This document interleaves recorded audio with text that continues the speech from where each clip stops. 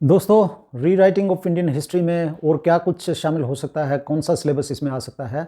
जैसा कि गुजरात सरकार तो निर्णय ही ले चुकी है कि गीता और कौटिल्य का अर्थशास्त्र वहाँ पढ़ाना वो शुरू कर रहे हैं। उसी तरीके से भारत सरकार की भी ये योजना है कि कौटिल्य का अर्थशास्त्र और गीता को सिलेबस में शामिल किया जाए, क्योंकि दोनों से ही हमें न केवल देशभक्ति की बल्कि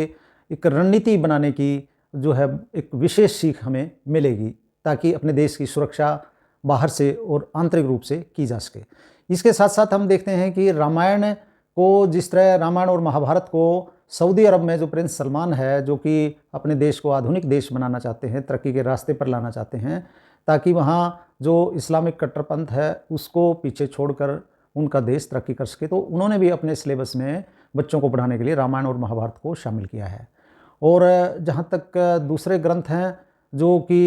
बहुत ही यूज़फुल हैं बच्चों के लिए, तो उनको भी साथ साथ शामिल किया जाएगा। जैसे अब हम देखते हैं कि बीएड की किताबों में जो हमारी फ़िलॉसफी है, जो दर्शन शास्त्र हैं हमारे, जैसे 6 दर्शन शास्त्र हैं, जिसमें कि आपने सुना भी होगा ये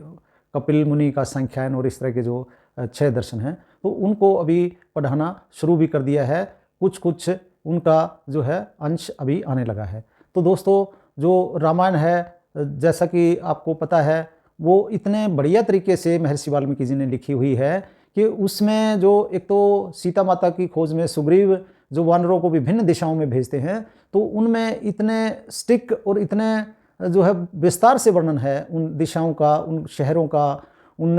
गाँवों का, जंगलों का, मौसम का, जोग्राफिकल के साथ साथ जो एस्ट्रोनॉमिकल जो एक आइडेंटिटी होती हैं वो सारी उसमें दी हैं। जैसे एक जगह सुग्रीव अपने वानरों को कहते हैं, जो वानरों की एक टीम है जो उत्तर की तरफ गई थी, तो उन्होंने कहा है कि उत्तर कुरु से आगे मत जाना, क्योंकि वहाँ अनंत रातें शुरू हो जाती हैं। तो उत्तर कुरु का जो क्षेत्र था वो सेंट्रल एशिया में, जिसमें कि आज अफ़गानिस्तान के जो ऊपर वाले हिस्से हैं वहाँ पे, और उसके बाद उससे आगे साइबेरिया शुरू हो जाता है। तो इतने बढ़िया उसमें स्ट्रिक्ट जानकारियाँ हैं, इतनी ज़्यादा लोकेशंस, इतने ज़्यादा वो विवरण उसमें दिए गए हैं, और बहुत से शहर जैसे तक्षशिला का उसमें वर्णन है, गांधार का वर्णन है, और अगर हम नीचे आए तो काशी का विवरण है। जो बनारस है, बनारस में काशी के रूप में रामायण में उसका वर्णन आया है। कौशल, काशी, एक मगधी, सुमगधी नदी का विवरण है, जो बाद में जैसे मगध वहाँ से बना। तो उसमें एक और बात है, जैसे भगवान राम के जो पूर्वज थे राजा हरिश्चंद्र, उनकी कथा सुनी होगी, सत्यवादी राजा हरिश्चंद्र, तो वो एक डोम राजा बोलते हैं बनारस में, आज भी उनका सम्मान करते हैं, जिनके पास उन्होंने जो ऋषि था उसको, जो उसकी मांग थी दान की, उसको पूरा करने के लिए अपनी पत्नी को और बच्चे को,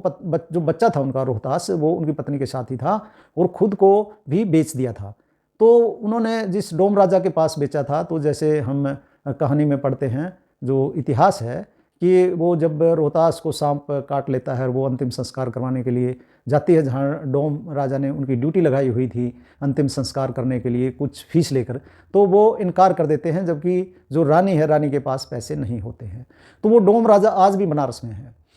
उसके जो वंशज हैं अभी भी वो बनारस में अभी भी वो हैं, जो उनके वंशज हैं। वैसे तो अयोध्या के थे, लेकिन उन्होंने अयोध्या से बाहर जाकर जो है अपना जो खुद का एक